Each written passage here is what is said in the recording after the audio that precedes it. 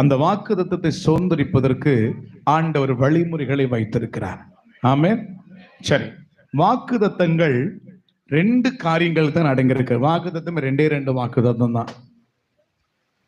ஆயிரக்கணக்கான வாக்குத்தத்தங்கள் இருந்தாலும் 2 தன்மைக்குள்ளாக அடங்கியிருக்கிறது.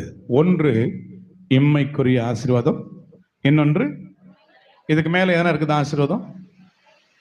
ஒன்று இம்மை, இன்னொன்று ஆயிரக்கணக்கான வாக்குத்தத்தம். இம்மைக்குரிய வாக்குத்தத்தம் அதுக்குரியது. அப்படியா முக்கியமானது இம்மை மறுமை. சொல்லுங்க, இம்மை மறுமை. எவ்வளவு வாக்குத்தத்தம் இருந்தாலும் இம்மைக்குரிய வாக்குத்தத்தங்கள், மறுமைக்குரிய வாக்குத்தத்தங்கள். இந்த 2 வாக்குத்தத்தங்களையும், ஏன்னா அந்த வருஷத்தின் துவக்கமா இருக்கிறதுனால நீங்க வாக்குத்தத்தங்கள் எப்படி சுதந்திரிக்க வேண்டும் என்பதை பரிசுத்த ஆவியானவர் நம்மோடு கூட பேசுவார். எல்லாம் இந்த வசனத்தை